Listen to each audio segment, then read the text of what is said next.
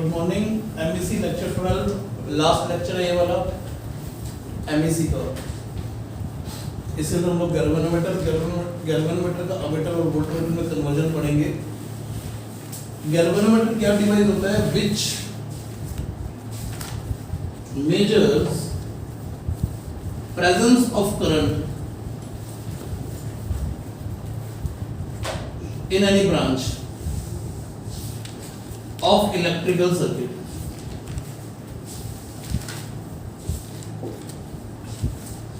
Which measures presence of current in any branch of electrical circuit.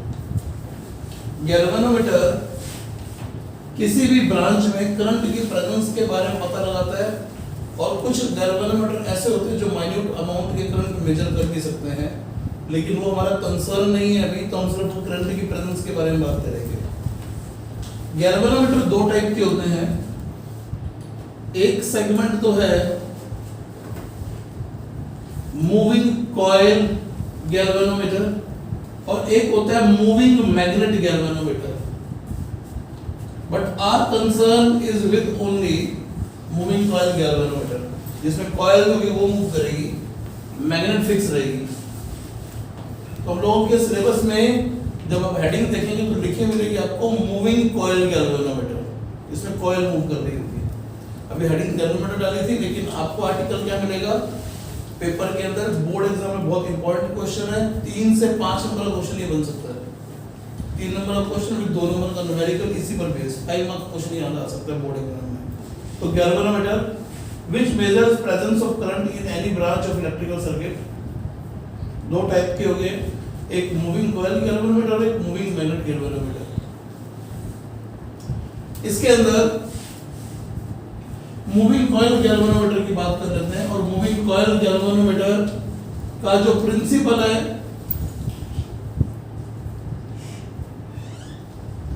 वो बिल्कुल simple सा है कि जब भी किसी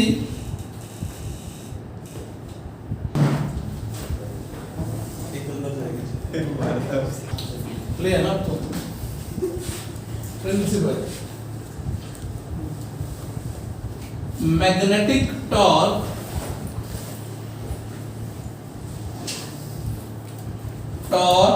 acts on current carrying loop when placed in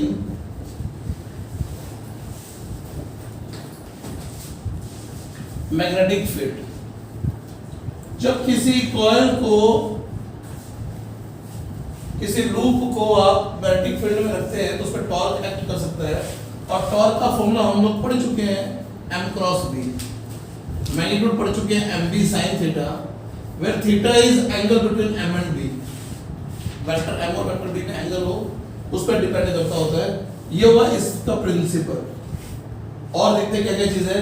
इसके बाद जो आता है इसका, वो आता है कंस्ट्रक्शन एंड वर्किंग। इसकी कंस्ट्रक्शन कैसे होती है वो बहुत इंपॉर्टेंट है, सो आराम आराम से देखिएगा। इसकी कंस्ट्रक्शन में बच्चों एक एल्यूमिनियम का फ्रेम है, एल्यूमिनियम का फ्रेम है जो कि एक मैच बॉक्स जैसा है। अभी बोल रहा हूं साइज का वो छोटा होता है वैसे तो, लेकिन स्ट्रक्चर वैसी ही है, बिल्कुल बारीक सा फ्रेम होगा इस तरीके का। इस फ्रेम के ऊपर एक कॉइल बैठी होती है। ये कॉइल को लपेट रखा है इसके ऊपर। अगर ये कॉइल बना रखी है तो इसके दो एंड्स निकलेंगे तार के, यहां से जाके यूं लपेट के हमने कॉइल बना दी। एंड टर्म्स है, ए एरिया बोल देंगे, सारे मैथमेटिकल टर्म्स को डिफाइन करेंगे। ये इसके दो एंड निकल गए, तार को ये घुमाना शुरू किया, ऐसे लपेटा और ये एंड यहाँ पर आ गया। इस एंड को निकाल कर यहाँ पर एक टर्मिनल पर रख दिया और यहाँ पे इसको फिक्स कर दिया गया। सेम यहाँ पर भी इसको एक टर्मिनल में डाल के फिक्स कर दिया गया है। एक टर्मिनल से करंट आएगा और एक टर्मिनल से करंट जाएगा। साथ में यहाँ पर एक स्प्रिंग है। ये स्प्रिंग जो है ये टॉर्शनल स्प्रिंग है। टॉर्शनल स्प्रिंग आपको मैं याद करवाता हूं, जो चाबी बनने वाले खिलौने आते हैं, टॉयज आते हैं, उसके अंदर एक स्पाइरल स्प्रिंग लगा होता है जिसकी ऊंचाई बनने के बाद पोटेंशियल एनर्जी स्टोर हो जाती है। एक स्प्रिंग तो ऐसा होता है जो हम लोग जनरली देखते हैं, कुछ स्प्रिंग आपने ऐसे देखे होंगे जो टॉयज में लगे होते हैं, इस तरह के एक डिस्क की फॉर्म कर रहा है ये चीज, ये रिंग रिंग छोटे छोटे होते थे, इस तरीके का फॉर्मेशन कर रहे हैं। तो वैसा एक स्प्रिंग लगा हुआ है जो कि टॉर्शनल स्प्रिंग है। अब इसके अंदर क्या होगा, करंट आएगा जाएगा, ऐसी सिचुएशन हो सकती है, करंट आके यूं जा सकता है, यूं आके यूं जा सकता है।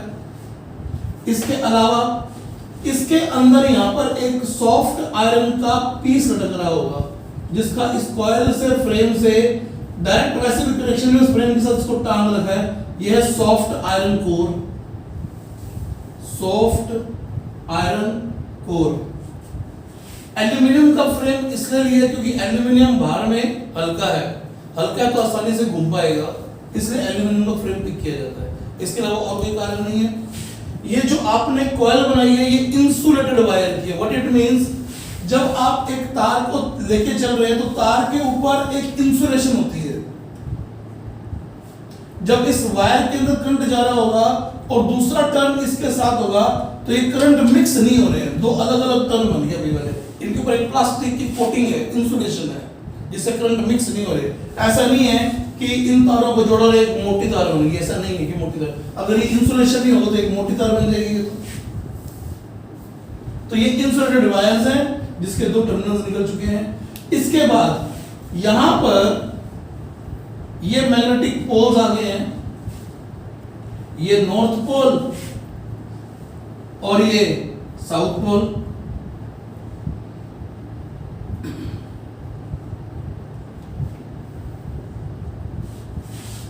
ये इसकी कंस्ट्रक्शन चल रही है। इसके अलावा यहां पर एक पॉइंटर लगा होता है, इस पॉइंटर को एक स्केल पर डाला गया है। जब ये कॉइल घूमेगी तो पॉइंटर घूमेगा, वो मैकेनिकल अरेंजमेंट है कि इसके यूं घूमने से वो ऐसे कैसे घूम रहा है, वो मैकेनिकल अरेंजमेंट है। लेकिन ये चीज इसके साथ अटैच्ड है और यहां पर मार्किंग कर रखी है कि 10 डिवीजन आ गए या 5 आ गए या 20 आ गए या 30 डिवीजन आ गए। इसके अंदर जो पॉइंटर 0 होता है वो 0 मार्किंग सेंटर पे होती है, ताकि कॉइल जो पॉइंटर है वो दोनों तरफ घूम सके। इसमें सेंटर 0 पे होगा, ये इधर भी घूम सकता है, इधर भी घूम सकता है, डिपेंडिंग अपॉन करंट यू से यूं आया है, यू से यूं आया, यू से यूं आया तो टॉर्क की डायरेक्शन बदल सकती है क्योंकि वेक्टर भी तो एक ही तरफ है। तो this is construction of moving coil galvanometer, क्योंकि इसमें कॉइल घूम रही है। सबको क्लियर हो गया होगा जितनी बात बताई है। इसको अब आगे बढ़ाते हैं कंस्ट्रक्शन एंड वर्किंग में।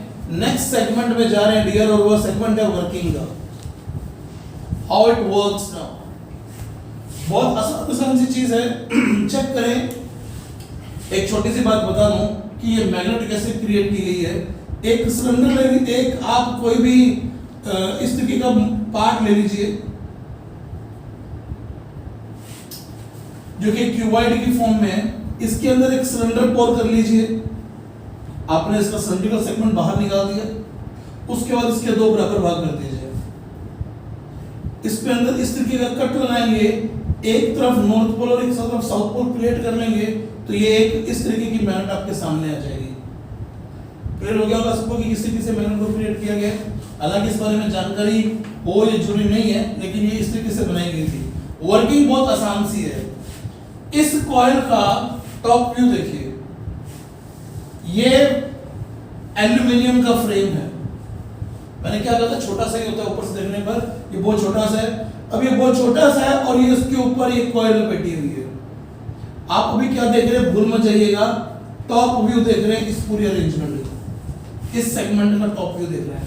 इसमें करंट या तो यूं जा रहा होगा या यूं आ रहा होगा, तो ये करंट यूं जा रहा है या यूं आ रहा है, करंट यूं भेज दिया।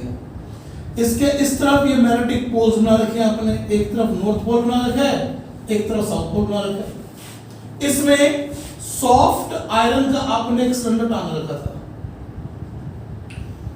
इस सॉफ्ट आयरन का काम बड़ा इंपॉर्टेंट है, बहुत इंपॉर्टेंट काम है। ये क्वेश्चन 1 मार्क का स्टेटमेंट वाइज पूछा जा सकता है बोर्ड एग्जाम में। What is the use of soft iron core? इसका यूज होता है to make the magnetic field radial. To make the magnetic field radial, what it means, we are taking it now.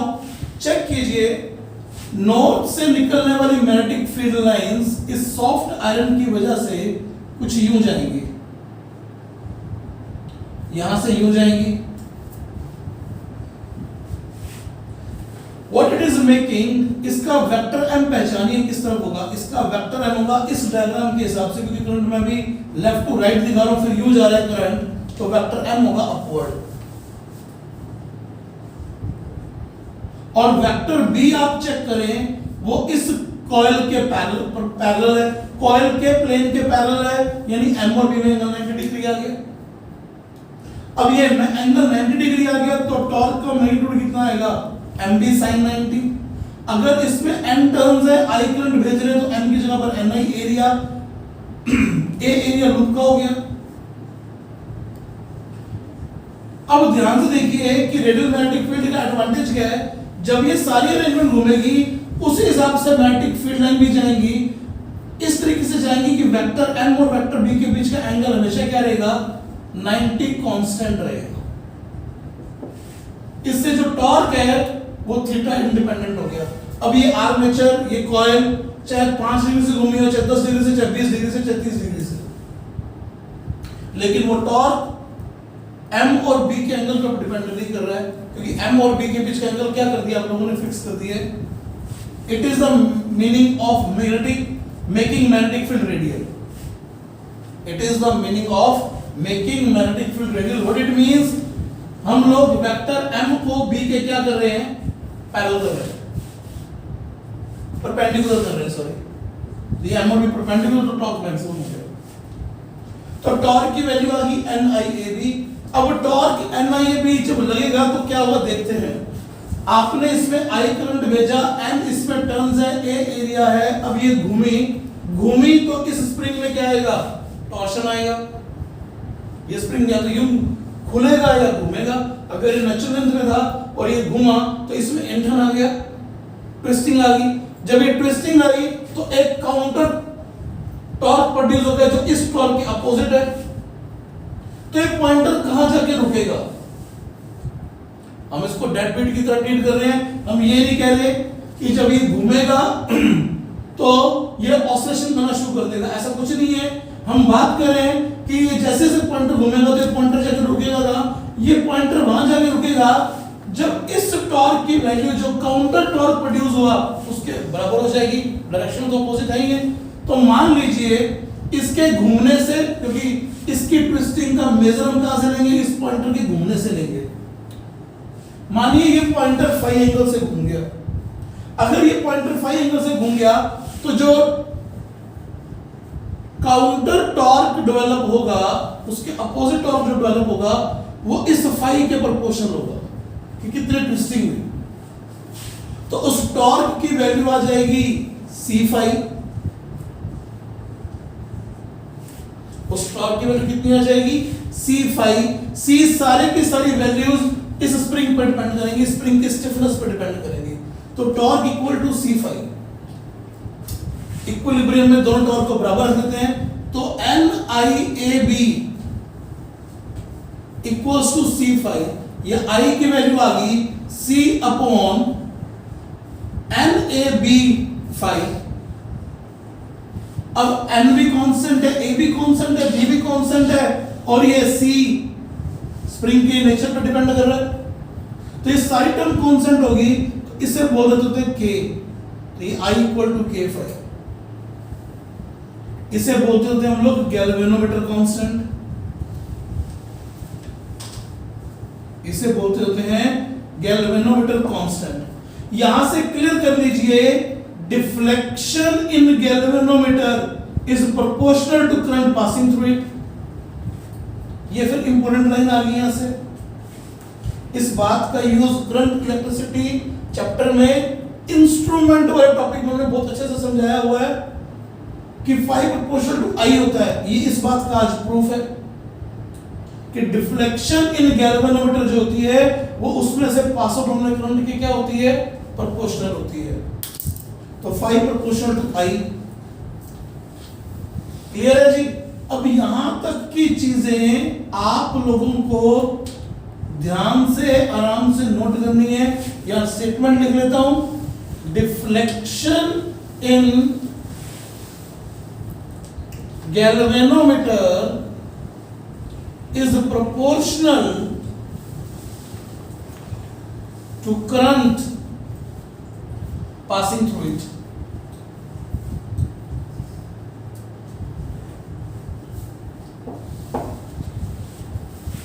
Clear हो गया होगा आप सबको कि कैसे क्या बताया है। अभी कुछ छोटे छोटे डेफिनेशन, 2 डेफिनेशन और हैं, उनके बारे में बात करेंगे। सारी बात को नोट कर लीजिए बच्चों।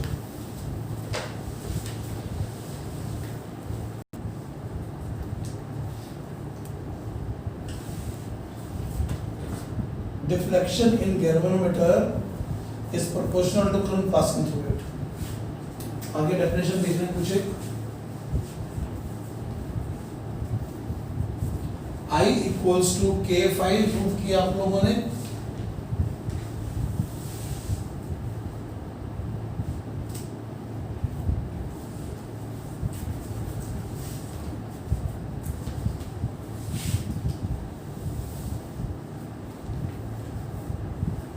और K की वैल्यू है NAB/C,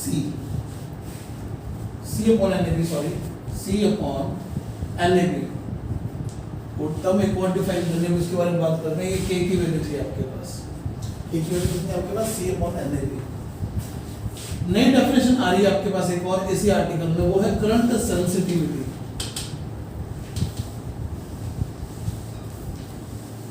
करंट सेंसिटिविटी का मतलब क्या होता है? अगर इसको फिजिकली एक्सप्लेन करें तो how much this device is sensitive about minute currents, कि छोटे से छोटे करंट की प्रेजेंस का भी पता लगा सकता है क्या? तो उसी के बारे में बात कर रहे हैं। Mathematically it is defined as deflection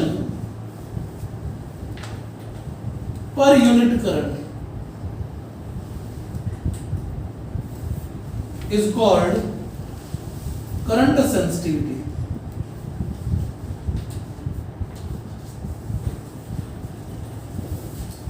इसे IS से रिप्रेजेंट करते हैं। डेफिनेशन क्या दी? Deflection per unit current. तो इसका यूनिट क्या बनेगा? डिवीजन पर एम्पियर या डिग्री पर एम्पियर। जनरली हम लोग डिवीजन करके रखते हैं, तो डिवीजन पर एम्पियर। अगर आपको कह दिया जाए कि एक डिवीजन के लिए आपको 2 एम्पियर का करंट चाहिए, 2 माइक्रो एम्पियर का करंट चाहिए, तो 50 डिवीजन के लिए कितना करंट चाहिए होगा? उतना करंट आ जाएगा। तो डिवीजन पर एम्पियर जनरली यूनिट ये दिया होता है। बाकी बनेगा क्या? रेडियन पर एम्पियर, डिग्री पर एम्पियर, कुछ भी लिखा जा सकता है। करंट सेंसिटिविटी डेफिनेशन क्या है? Deflection per unit current is called current sensitivity. 5 upon I की वैल्यू आ जाएगी 1/K। 1/K का मतलब आ गया NAB/C। तो करंट सेंसिटिविटी ज्यादा हो, करंट सेंसिटिविटी ज्यादा होने का मतलब जो भी बताया था कि माइन्यूट से माइन्यूट करंट की प्रेजेंस का भी पता लगाया जा सके, तो क्या होना चाहिए? For larger IS N should be large, area must be large.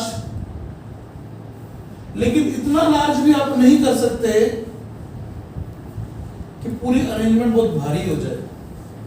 ये ध्यान रखिएगा, क्योंकि अगर भारी होगी तो फिर आपको एमजी की चीजों के बारे में भी डिस्कशन करनी पड़ेगी।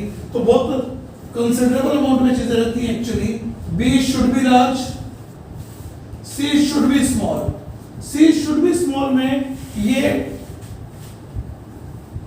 स्प्रिंग पर डिपेंड कर रहा था, तो इसका मतलब हुआ spring must be softer one, ताकि आसानी से मुड़ पाए, ताकि उसका जो रिस्टोरिंग काउंटर टॉर्क आ रहा है उसकी वैल्यू कंपैरेटिवली कम हो, तो वो घूम पाएगा हमारा जो कॉइल वाला सेगमेंट है। तो spring should be softer one. तो ये आपके पास करंट सेंसिटिविटी की डेफिनेशन आ गई है। ऐसे एक डेफिनेशन और होती है जिसका नाम है वोल्टेज सेंसिटिविटी। करंट भेजने के लिए आप पोटेंशियल डिफरेंस लगाएंगे। तो ये सिस्टम, ये डेफिनेशन क्या बनेगी? Deflection in galvanometer for unit potential difference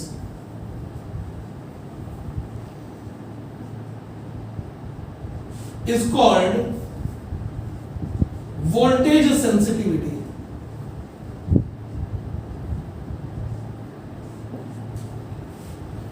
Vs का एक्सप्रेशन बनेगा phi by V डिवीजन पर वोल्ट। phi by V का मतलब आ गया phi by IR, ये R रेजिस्टेंस ऑफ लूप आ गया, और कोई रेजिस्टेंस मान लीजिए सर्किट में, तो ये बन गया IS by R। IS का फॉर्मूला था NAB by C।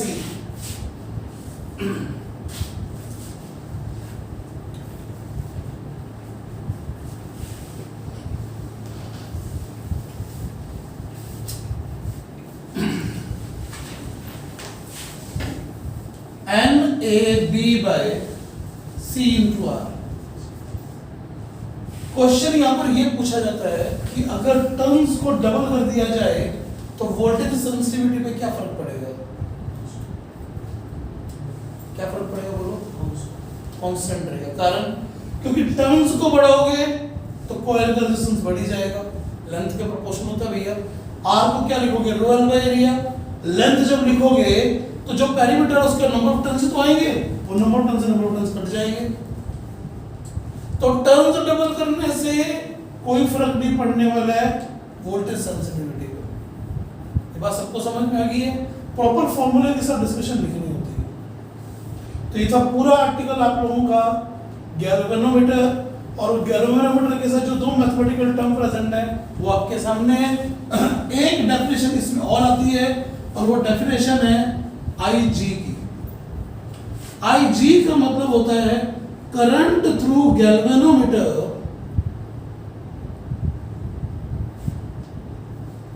For full deflection. IG का मतलब करंट थ्रू गैल्वेनोमीटर नहीं है, current through galvanometer for full deflection है। फॉर फुल डिफ्लेक्शन का मतलब आपके पास गैल्वेनोमीटर के अंदर पॉइंटर में अगर 0 से 30 खाने तक जाने की पॉसिबिलिटीज हैं, तो 30 डिवीजन के लिए जो करंट चाहिए उसका नाम IG है। अगर 50 डिवीजन है तो 50 डिवीजन तक जाने के लिए जो करंट चाहिए उसका नाम IG है। अब अगर 30 डिवीजन ले रहे हो, 30 डिवीजन का करंट अगर IG हुआ तो 15 डिवीजन का करंट कितना हो जाएगा? IG by 2 हो जाएगा, क्योंकि हम बोल चुके हैं deflection is proportional to current. 5 full की बात करोगे तो ये IG आएगा यहाँ पे, इसको प्रोपोर्शनल लिख ही सकते हैं। ये तो एक वैल्यू है, ये जनरल टर्म है, और ये एक स्पेसिफिक वैल्यू है, एक स्पेशल केस है। समझ में आ गया आपको? IG का मतलब करंट थ्रू गैल्वेनोमीटर नहीं है, सिर्फ current through galvanometer for full deflection. ठीक है जी, नोट कर लीजिए सब चीजों को आप लोग।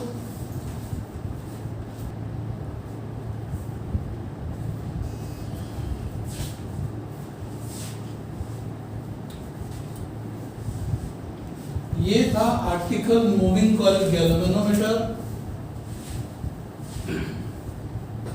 नेक्स्ट हेडिंग है आपके पास conversion of galvanometer into ammeter. Conversion of galvanometer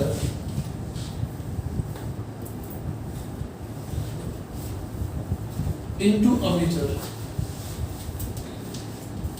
ammeter की खास बात क्या होती है? पहली बात, it measures current must be connected in series in any circuit so that current can be measured. Its resistance must be low.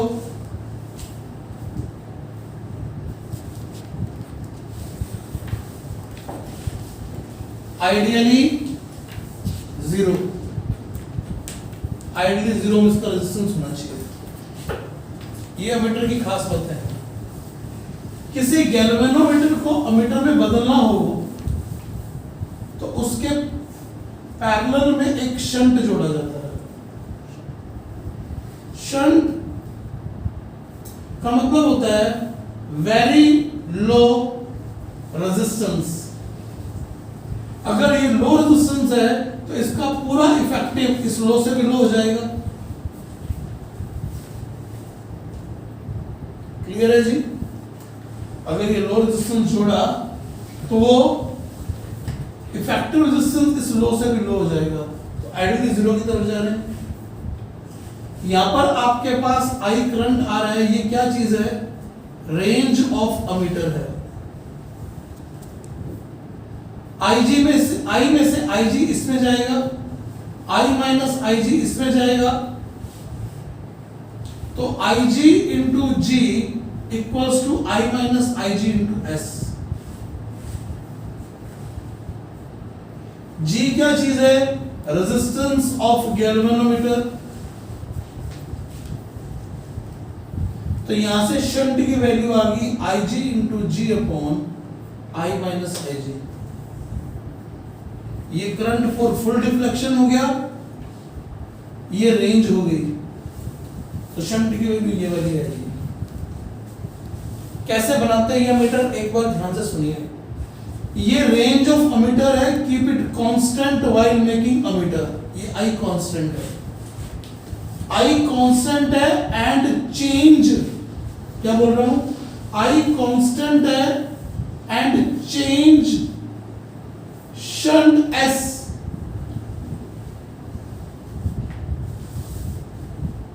till that value, change shunt S and find that value of S for which G meter shows full deflection। इस shunt को बदलते रहिए तब तक बदलते रहिए जब तक ये फुल डिफ्लेक्शन शो नहीं करता। सपोज कीजिए अभी इसमें फुल डिफ्लेक्शन नहीं आया, तो उसका नाम I1 होगा, तो इसमें I माइनस I1 जाए। तो शंट को चेंज कीजिए तब तक चेंज कीजिए जब तक ये फुल डिफ्लेक्शन शो नहीं कर देता। जैसे फुल डिफ्लेक्शन शो करेगा तो यही शंट जोड़ना है इस रेंज के अमीटर के लिए। अब ये जो डिब्बा बन गया, ये जो अरेंजमेंट बन गई, this is ammeter of range I ampere. This is ammeter of range I ampere. Clear है जी सबको? तो इस तरीके से आप गैल्वेनोमीटर को एक अमीटर में कन्वर्ट कर सकते हैं बच्चों, नोट कर लीजिए इसे। नेक्स्ट है conversion of galvanometer into voltmeter. तो conversion of galvanometer into voltmeter. Voltmeter क्या करता है? पोटेंशियल डिफरेंस मेजर करता है बिटवीन टू एनी एंड्स। तो conversion of galvanometer into voltmeter. तो वोल्टमीटर में छोटी सी बात कि क्या क्या कर सकते हैं, क्या करता है ये? measures potential difference between two ends, implies must be connected in parallel।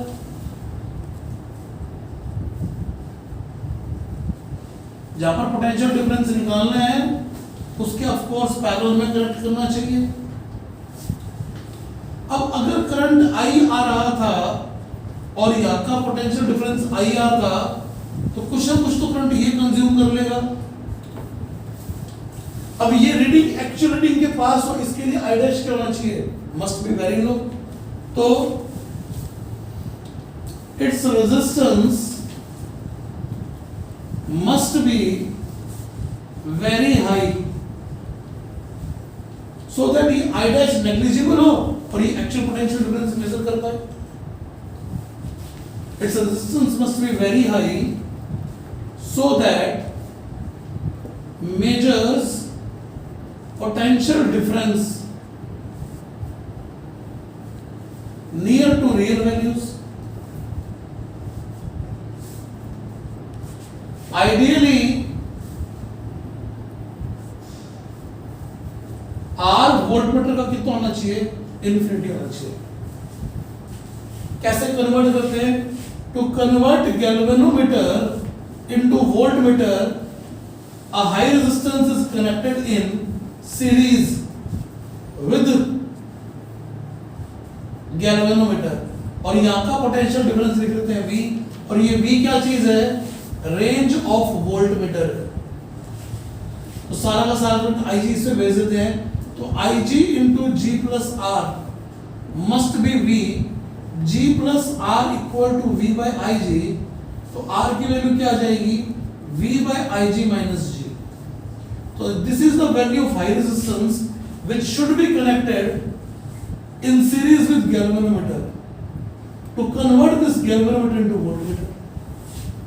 इतना रेजिस्टेंस आपको इस गैल्वेनोमीटर के सीरीज में जोड़ना होगा। ठीक है जी? तो नोट कर लीजिए, conversion of galvanometer into voltmeter.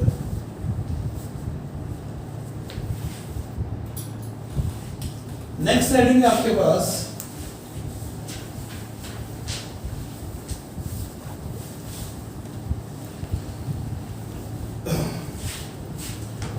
Cyclotron.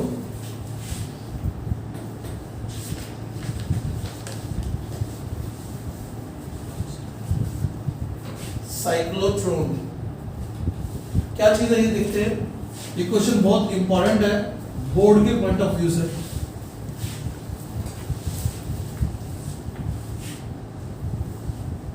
Arrangement to accelerate positive charge particles.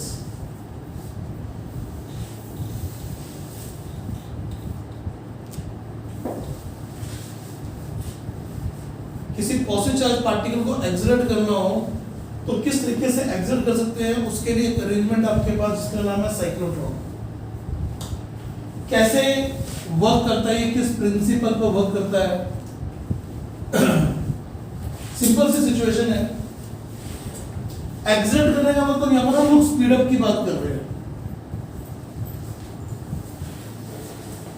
ये इस प्रिंसिपल पर वर्क करेगा कि magnetic field can make the particle to move on circular track.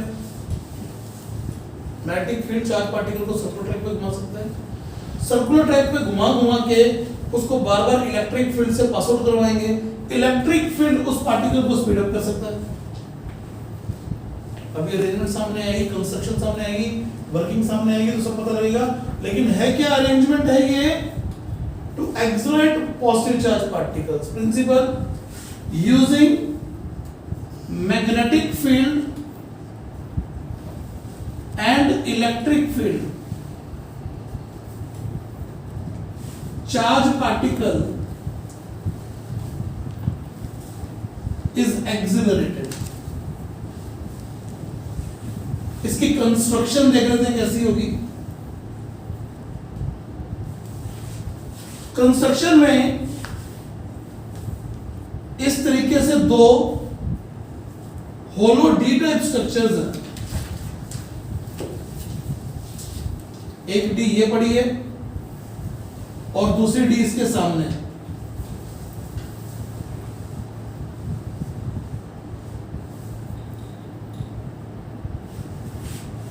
ये भी इस तरीके से दो डीज पड़ी हैं, होलो डीज हैं ये दोनों के दोनों।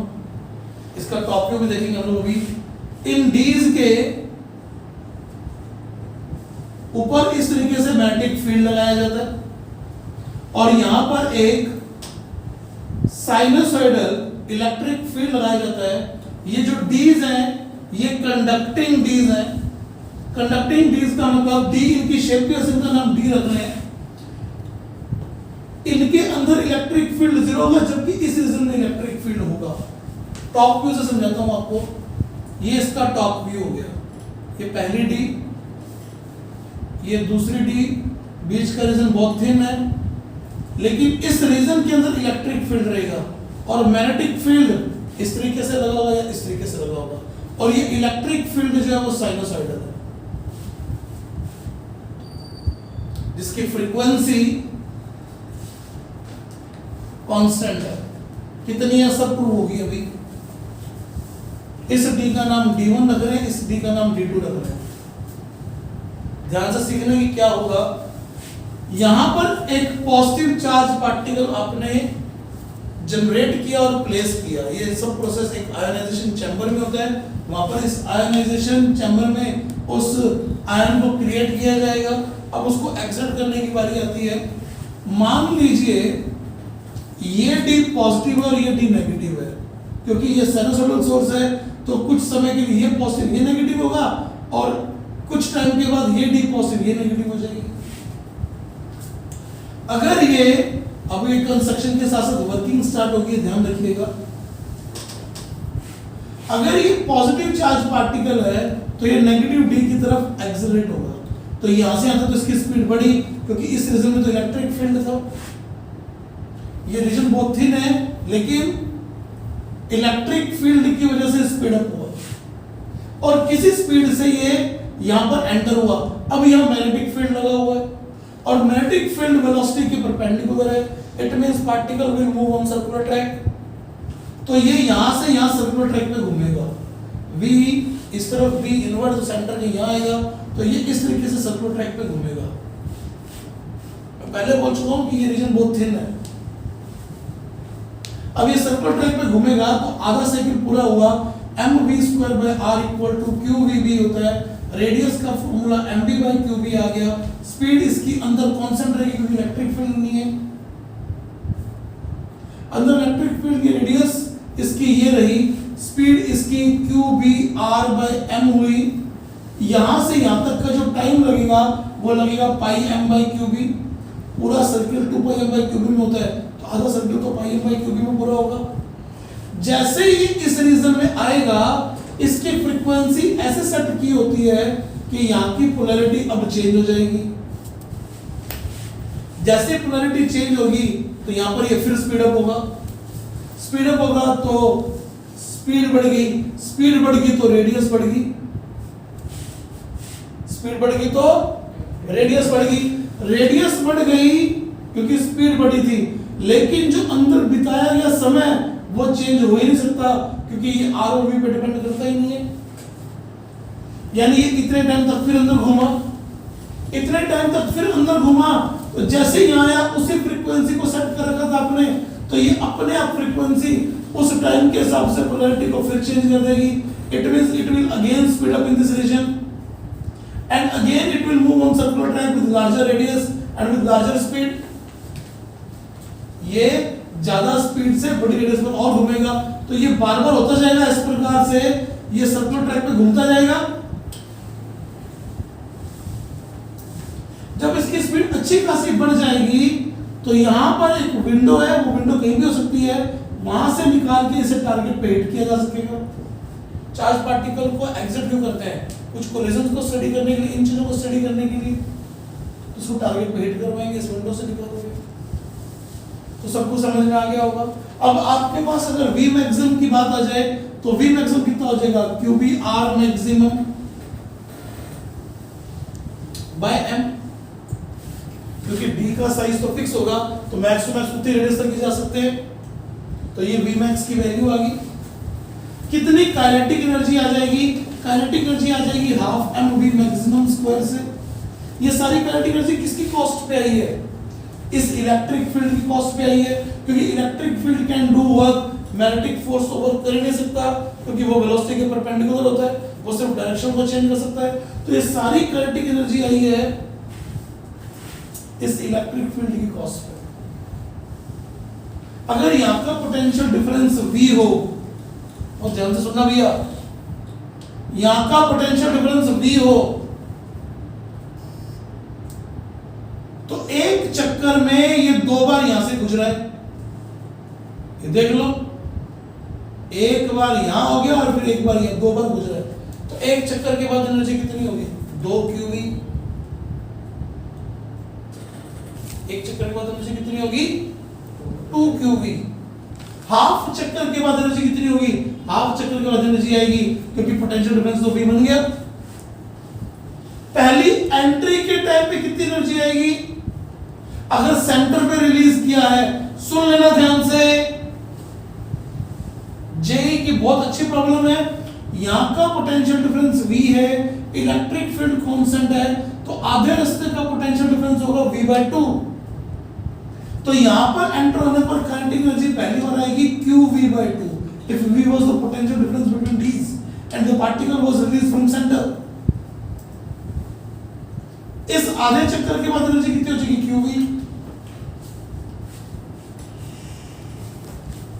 अगर यहां से यहां तक पार्टिकल एंटर कर रहा है तो दूसरी बार जब यह एंटर करेगा तो एनर्जी कितनी आएगी, दूसरी बार एंटर करेगा तो QV/2, उसके बाद जहां से आ गया फिर QV, फिर एक QV, तो ये एनर्जी कितनी आ गई वो आपको कैलकुलेट करनी आनी चाहिए। हर आधे चक्कर की एनर्जी QV/2 है और पूरे चक्कर की एनर्जी QV है, तो कहां एंट्री हो रही है उसकी काइनेटिक एनर्जी को आप कैलकुलेट कर सकते हैं। क्लियर है, ये तो मैथमेटिकल एस्पेक्ट हुआ। इसके अलावा इस साइक्लोट्रॉन की कुछ लिमिटेशंस हैं, वो लिमिटेशंस की बात कर लेते हैं। क्या क्या लिमिटेशंस हैं, बहुत आसान सी चीजें हैं। Limitation number 1, it is used to accelerate only positive charges। Negative charge को एक्सर्ट करने के लिए जिस अरेंजमेंट का यूज करते हैं उसका नाम है बीटाट्रॉन।